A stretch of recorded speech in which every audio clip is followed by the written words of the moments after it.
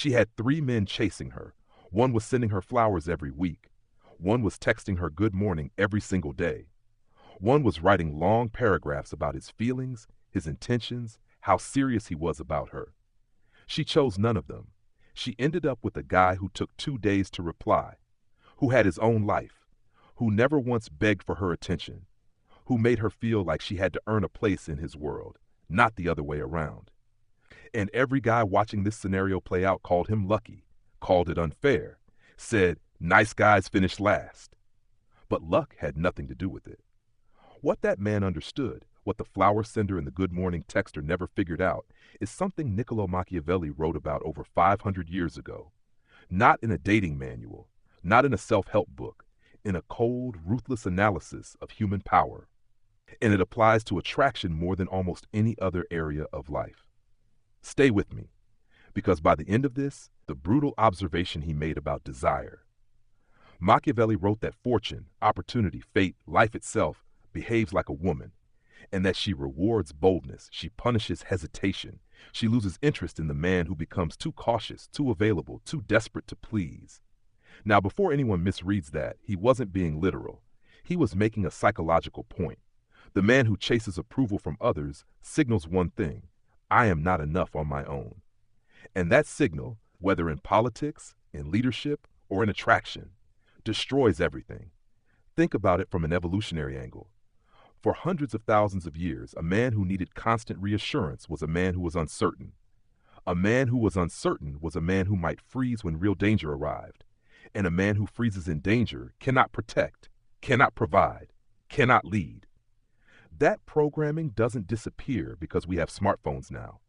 It's still running, quietly, automatically, in the background of every attraction response. When you chase too hard, when you over-text, when you shrink yourself to keep someone comfortable, your biology is broadcasting a signal you don't even know you're sending. And she feels it, even if she can't articulate why. The 3 things Machiavelli said actually attract. If you break down what Machiavelli observed about powerful men, the ones who commanded genuine loyalty, genuine admiration, genuine desire, 3 things keep appearing. First, they had a mission that came before everything else. Machiavelli's ideal leader wasn't sitting around wondering what people thought of him. He was building, conquering, creating something. His entire identity was anchored to a purpose bigger than any single person's opinion. Here's the uncomfortable truth about attraction. A woman does not want to be your purpose. She wants to be chosen by a man who already has one. The man who makes a woman his entire world doesn't make her feel special. He makes her feel like a crutch. And nobody is attracted to someone who needs them that badly. Have something you're building. Have a direction. Have a reason to be unreachable sometimes. That's not playing games. That's having a life. And a life is magnetic. Second, they held their frame no matter what. Frame is just a word for psychological stability. It means your sense of who you are doesn't collapse when someone challenges it. Machiavelli noticed that the leaders people trusted most were the ones who remained calm under pressure, who didn't scramble to explain themselves, who didn't beg for understanding, who made a decision and stood behind it, not arrogantly but quietly and firmly.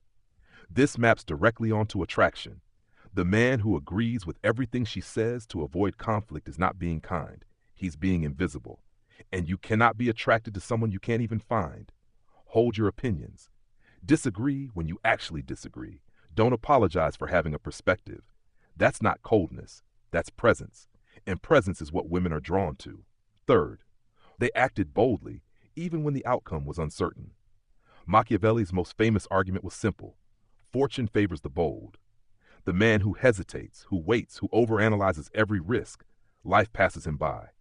In attraction, this is painfully obvious. The man who sees a woman he's interested in and says nothing, afraid of rejection, afraid of looking foolish, never gets anywhere. Not because rejection is avoidable, but because hesitation itself communicates fear. And fear communicates weakness. The man who walks up, makes his interests clear, handles a no with dignity, and moves on without bitterness. That man is already more attractive than 90% of men she's ever met. Not because of what he said, because of what his willingness to act says about who he is.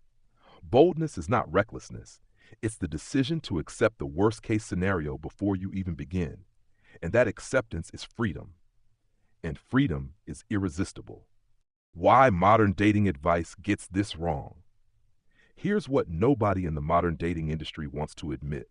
Most of the advice out there is designed to make you feel better, not to actually help you. It tells you, just be yourself. Just communicate your feelings. Just be vulnerable, and the right person will appreciate it. And some of that is true, in the right context, at the right time, with the right foundation already in place.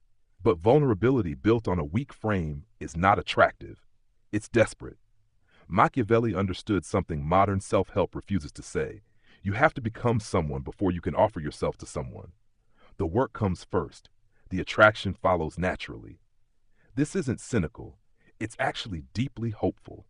Because it means attraction isn't about tricks.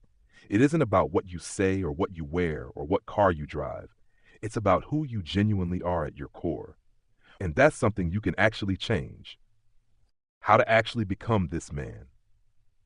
Forget theory for a moment. What do you actually do?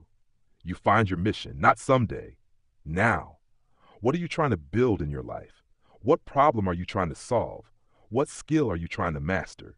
If you don't have an answer, that's your first project, not dating, direction. You train your body, not for vanity, for discipline. Every time you do the hard thing when you don't feel like it, you're building evidence to yourself that you are someone who follows through. That inner evidence changes how you carry yourself. And how you carry yourself changes everything. You practice uncomfortable honesty. The next time you want to agree just to keep the peace, pause. Ask yourself if you actually agree. If you don't, say so, calmly, without drama. You'll be surprised how much respect that earns and how much more you respect yourself. You stop being infinitely available, not as a strategy, as a reality check. Your time and attention are valuable. When you treat them that way, other people start to as well. You take the action you've been avoiding. Whatever it is, make the approach, send the message, have the conversation. Boldness is not something you wait to feel. It's something you practice until it becomes natural. One final thing. Machiavelli has been misused for centuries by people who took his observations and turned them into excuses for manipulation and cruelty. That's not what this is. Becoming a man of genuine frame, genuine purpose, and genuine boldness is not about treating women as targets or running psychological games. It's about becoming someone of actual substance and then showing up as that person fully and authentically in every relationship you have. Real power doesn't need tricks. Real confidence doesn't need performance. Real attraction isn't manufactured. It's the natural result of becoming someone worth being around. Machiavelli didn't write a dating guide. He wrote an observation about human nature.